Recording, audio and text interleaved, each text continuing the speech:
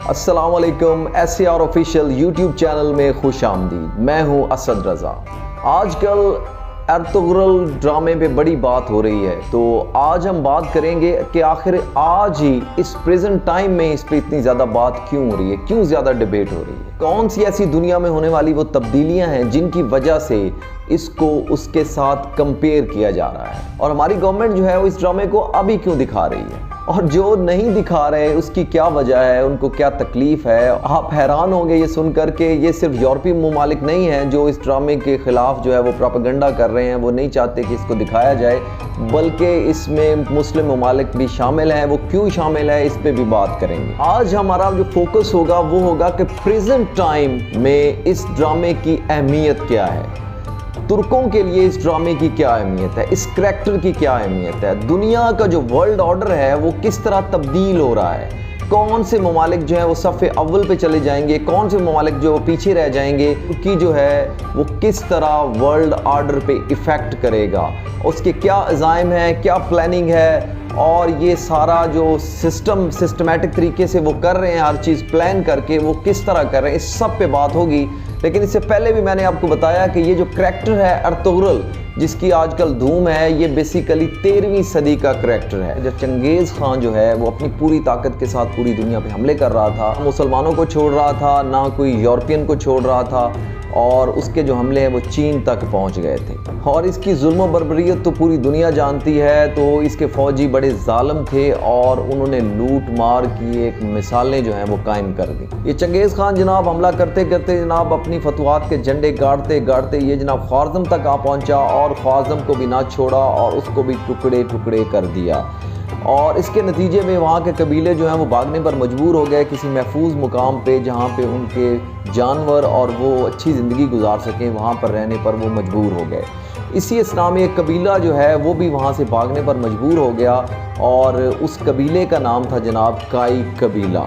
इस कबीले के सरदार का नाम सुलेमान शाह था। सुलेमान शाह के 4 बेटे थे, और जो तीसरे नंबर पर बेटा था उसका नाम अर्तुगरुल था, और ये वही बेटा है जिस पे ये पूरा जो ड्रामा है ये बनाया गया है। लोग सफ़र करते करते जनाब दरिया फ़रात को क्रॉस जब इन्होंने किया, तो दरिया फ़रात के अंदर जो है सुलेमान शाह जो है वो अपनी जान जो है वो दे बैठे, वो डूब गए वहाँ पे, और इस तरह कबीले को नया सरदार चुनना था, तो उन्होंने अर्तुगरुल को नया सरदार चुन लिया, और ये लगभग 450 जो है वो ख़ानदानों पर मुश्तमिल था ये कबीला।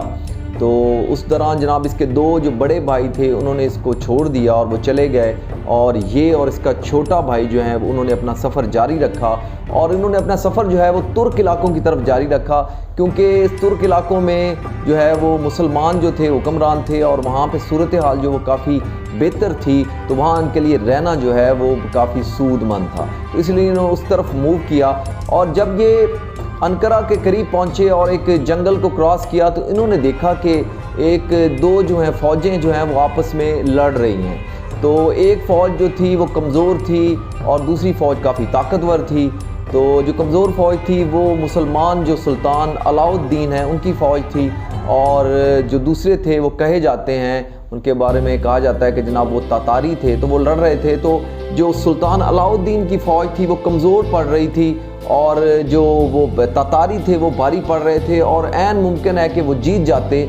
तो इसी दौरान अर्तुगरुल ने फ़ैसला किया कि जनाब हम पूरी ताकत के साथ, अपनी पूरी हिम्मत बहादुरी के साथ इनमें हमला करते हैं, और इस कमज़ोर फ़ौज की मदद करते हैं। तो इस तरह इसने कहा जाता है कि 444 अपने जंगजू जो इसके बहादुर जवान थे उनके साथ उन तातारियों पे हमला कर दिया, और इसके नतीजे में जनाब इनको फतह हासिल हुई। तो ये इनके लिए बड़ा टर्निंग पॉइंट था। उनको अर्तुगरुल जो है वो बहुत पसंद आया, और उन्होंने जो है वो अर्तुगरुल और उसके जितना भी कबीला था उसको लेके अपने साथ अंकारा चले गए। उन्होंने एक पहाड़ी इलाके पे उसको जगह दे दी कि आप जनाब यहाँ पे रहें, खाएं पिएं, ऐश करें, लेकिन जो हमारे दुश्मन होंगे जब वो हम पे हमला करेंगे इस पहाड़ी की तरफ से, इस सरहद की तरफ से, तो आपने उनका मुकाबला करना है। वो बहादुरी में किसी का सानी नहीं था, तो जब जब वो हमले होते रहे अर्तुगरुल जो है वो उसका मुकाबला डट के करता रहा। जनाब अर्तुगरुल जो है वो अपनी फतवाहत का उसने सिलसिला जारी रखा, और दुनिया का बहुत बड़ा हिस्सा उसने जो है वो अपने कब्ज़े में कर लिया। अर्तुगरुल ने जनाब एक ख्वाब देखा जिसमें उसको एक चांद नज़र आया, एक दरख्त नज़र आया जिसकी शाखें जो हैं वो पूरी दुनिया में जो है वो फैलती जा रही हैं। تو جب اس واقعے کا ذکر اس نے اپنے مرشد سے کیا جناب تو ان کے مرشد نے ان کو بتایا بہت بڑے حصے میں جو ہے وہ تمہاری حکمرانی ہوگی اور تمہاری اولاد بھی حکمرانی کرے گی۔ اس نے خواب میں دیکھا کہ 4 جو پہاڑ دیکھے اور 4 دریا دیکھے، تو ایسا ہی ہوا کہ اس کی فتوحات کا جو علم تھا وہ ہر جگہ پہ بلند ہونا شروع ہو گیا اور وہ اس نے فتوحات کے جو ہے وہ مثالیں قائم کر دی۔ جناب 4 دریا اور 4 پہاڑ جو اس نے دیکھے وہ بھی آخر اس کی سلطنت کا حصہ بن گئے۔ دریائے دجلہ، دریائے فرات، دریائے نیل اور دریائے دیرپا جو ہیں وہ اس کی سلطنت کے اندر تھی۔ اسی طرح 4 جو پہاڑ اس نے دیکھے اس میں کوہ کاف، کوہ طور، کوہ اطلس اور کوہ برکات شامل ہیں، اور اس کی فتوحات کا جو سلسلہ ہے وہ جاری رہا اس کے مرتے دم تک، اور اس نے اپنے مرنے سے پہلے جو ہے وہ ایک طاقتور جو سلطنت ہے وہ قائم کر چکا تھا۔ اس کے بعد اس کے بیٹے جو عثمان جو سب سے چھوٹے بیٹے تھے انہوں نے یہ حکمرانی سنبھالی، اور جو عثمان تھے ان کے بارے میں کہا جاتا ہے کہ وہ بڑے ہی بہادر اور بڑے ہی عادل حکمران تھے۔ انہوں نے جناب سوچا کہ اس خلافت کے سلسلے کو دوبارہ شروع کیا جائے اور اس کو آگے بڑھایا جائے، تو انہوں نے جناب اپنی فتوحات کے وہ جھنڈے گاڑے کہ جس کی مثال رہتی دنیا تک نہیں ملتی۔ اور آپ اس بات سے اندازہ لگائیں ان کی فتوحات کا کہ جناب ان کی جو سلطنت تھی وہ جناب 3 بر اعظموں تک پھیل گئی۔ تو یہ بہت بڑا علاقہ تھا، اور اس کو کہا جائے کہ پوری دنیا اس میں تھی تو یہ اس میں غلط نہیں ہوگا کہ 3 بر اعظموں تک انہوں نے اپنی جو ہے سلطنت وہ پھیلا دی تھی۔ پہلے ان کے والد نے بڑے بڑے کارنامے انجام دیے، بڑی بڑی فتوحات حاصل کی، اس کے بعد جناب ان کے بیٹے نے اس بات کو آگے بڑھایا اور جناب 3 بر اعظموں میں اپنی جو ہے وہ ریاست قائم کی۔ اس کے بعد جناب 625 سال تک ان کی حکمرانی رہی، اور 625 سال کے بعد جناب عیاشی غداریاں ان کے درمیان آ گئی، اپنے ہی غدار بن گئے، ان کے درمیان جو ہے ٹوٹ پھوٹ کا شکار ہو گئے، اور ان سازشوں کی وجہ سے اور غداریوں کی وجہ سے جناب صورتحال بہت خراب ہو گئی۔ آج کی اگر آپ دنیا کا میپ دیکھیں تو 40 لگ بھگ ایسے ممالک ہیں جن پہ براہ راست جو ہے وہ سلطنت عثمانیہ کا کنٹرول تھا، اور حجاز جو ہے وہ اس میں شامل ہے، اور حجاز سے مراد ہماری ہے جناب خانہ کعبہ اور مدینہ منورہ۔ تو آپ اندازہ لگا لیں کہ یہ کبھی وہاں کے میزبان ہوا کرتے تھے، تو یہ بہت بڑی طاقت تھی، اور اس طاقت کا اندازہ لگا لیں کہ 3 بر اعظم جس کے اندر لگ بھگ 40 ملک جو ہیں وہ شامل ہیں وہ اس سلطنت کا حصہ تھے۔ پھر جناب آیا ٹائم پہلی جنگ عظیم کا۔ پہلی جنگ عظیم کے بعد ان کی صورتحال بڑی خراب پڑ گئی، اور یہ ان کے جو حکمران ہیں بڑے کمزور پڑ گئے، اور اس کا بعد کا اندازہ آپ اس سے لگا لیں کہ اور اس وقت کے جو سلطان وحید الدین تھے ان کو مجبور ہو کر جلا وطن ہونا پڑا۔ پہلی جو جنگ عظیم تھی وہ 2 حصوں پر مشتمل تھی۔ ایک حصہ جو تھا وہ برطانیہ تھا، برطانیہ کا ساتھ جناب دے رہا تھا آئرلینڈ، اٹلی، روس، اور دوسرے حصے میں جناب جرمنی تھا، اور جرمنی کے ساتھ کے کچھ ممالک تھے جو کہ ساتھ دے رہے تھے ترکوں کا۔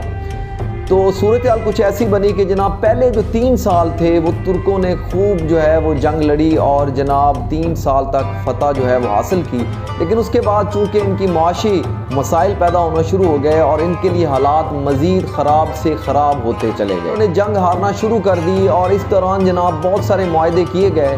وہ معاہدے بیسیکلی کیا تھے جناب؟ بہت سارے ممالک جو ہیں وہ آزاد ہونا شروع ہو گئے، اور جن 40 ممالک کی بات کر رہا ہوں وہ بیسیکلی اسی دوران جو ہے وہ آزاد ہوئے، اور انہوں نے اسی معاہدوں کے تحت جو ہے وہ اپنی آزادی حاصل کی۔ سعودی عرب، عراق، شام جو ہیں وہ اسی میں سے نکلے اور آزاد ہوئے۔ یہاں پہ جناب ایک بڑی خاص بات بتانا چاہوں گا جناب کہ چونکہ کبھی ترک جو ہیں وہ میزبان رہے ہیں خانہ کعبہ کے، تو آل سعود جو ہے وہ اب کبھی بھی جب وہ خانہ کعبہ یا مسجد نبوی کی تعمیر کرتا ہے، اس کے نقشے کے اندر تبدیلیاں لے کے آتا ہے، تو بڑی حیران کن بات ہے کہ جناب ترکی جو ہے اپنا اسپیشل جو ہے ایک جہاز بھیجتا ہے، اور وہاں سے جتنی وہ تبدیلی کے دوران پتھر ہیں جو ٹوٹنے پھوٹنے کے بعد حاصل ہوتے ہیں جناب، وہ جناب ساری چیزیں اٹھا کے جناب ترکی میں لے کے آ جاتے ہیں۔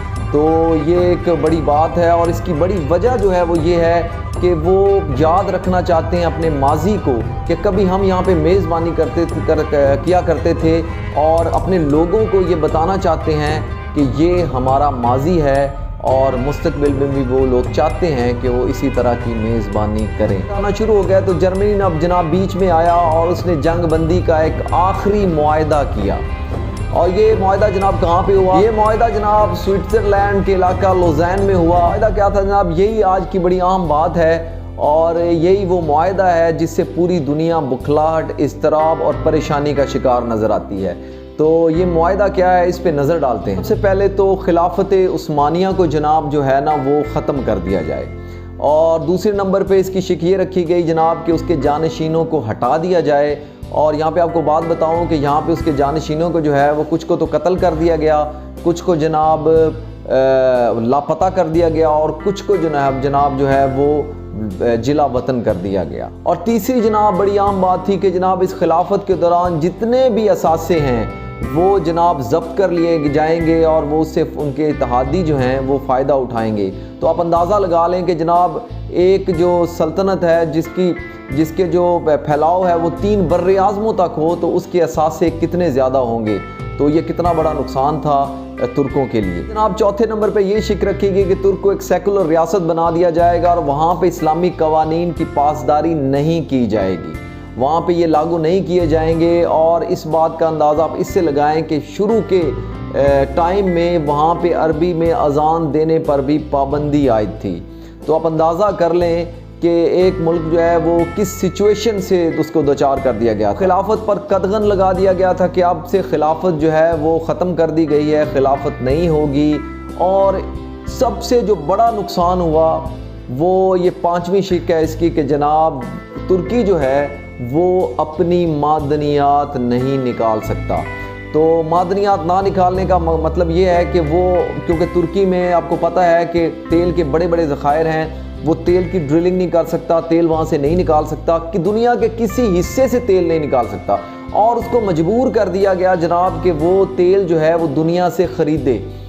تو آپ اندازہ کریں جناب کہ کس طرح کی کرٹیکل سچویشن جو ہے اس کو پھنسا دیا گیا. کو ایک اور بڑا نقصان ان کا کیا گیا جناب کہ پاسپورس ان کی ایک بندرگاہ ہے جو استنبول میں ہے جس کا پرانا نام قسطنطنیہ تھا، اور اس کو جناب والا ان کو کہا کہ جناب یہاں سے آپ کوئی ٹیکس نہیں لے سکتے. اس کو عالمی جو ہے وہ بندرگاہ بنا دیا گیا اور اس کو کہہ دیا گیا کہ جناب جہاں سے جتنے جہاز آئیں گے ان سے آپ کوئی ٹیکس وصول نہیں کر سکتے. اور یہ ایک بہت بڑا نقصان تھا ترکوں کے لیے. معاہدہ بتانے کی آپ کو اس وقت کیا وجہ ہے، اتنا پرانا معاہدہ آج کیوں بتایا جا رہا ہے؟ آج اس بتانے کی سب سے بڑی وجہ یہ ہے کہ جناب یہ معاہدہ ہوا تھا جولائی 1923 میں اور یہ 100 سالوں کے لیے ہوا تھا. اب آنے والا ہے 2023، یہ معاہدہ ہونے والا ہے ختم. اب جناب ورلڈ آرڈر جو دنیا کا ہے وہ ہونے والا ہے تبدیل. اور ترکی کیا کرنے جا رہا ہے اور وہ اس ساری چیزوں کو کیسے دیکھے گا، ان ساری چیزوں کو کیسے ہینڈل کرے گا، ان ساری چیزوں کے ساتھ کیسے وہ سچویشن کو بدلے گا، یہ سارے سوالات ہیں جو صرف میرے ذہن میں یا آپ کے ذہن میں نہیں ہیں. بڑے جو دنیا کے سپر پاورز ہیں ان کے ذہنوں میں آج کل یہی سوال ہیں اور وہ بکھلاہٹ کا شکار نظر آتے ہیں. ڈرامے دکھانے کا اب یہی مقصد ہے کہ جو بات ارطغرل سے شروع ہوئی تھی وہ اردگان پہ آ پہنچی ہے، اور یہ جو زمانے کے اتار چڑھاؤ ہیں اب ترکی کو پتہ نہیں کہاں لے کے جائیں گے. اور اس سے پوری دنیا جو ہے وہ خوفزدہ ہے، اور ان میں مسلم ممالک بھی شامل ہیں. وہ بھی نہیں چاہتے کہ ان کریکٹرز کو دکھایا جائے اور ان کا ماضی یاد دلایا جائے اور یہ کہیں پھر یونائٹ نہ ہو جائیں اور دنیا کے نقشے پہ اسی طرح کی سچویشن نہ بن جائے. خلافت عثمانیہ کا خاتمہ ہو رہا تھا تو پوری دنیا میں کسی نے بھی ان کا ساتھ نہیں دیا، کسی نے بھی ان کے لیے آواز نہیں اٹھائی، کیونکہ سب کو اپنی اپنی بادشاہتیں مل رہی تھیں، ان کا فائدہ ہو رہا تھا، تو کسی نے آواز نہیں اٹھائی. صرف ایک خطے نے آواز اٹھائی اور وہ ہے بر صغیر. بر صغیر میں جو کہ پاکستان اور اس وقت وجود میں نہیں آیا تھا تو ہندوستان ہی تھا، تو اس میں سے مسلمانوں نے جا کر وہاں پر قربانیاں دی.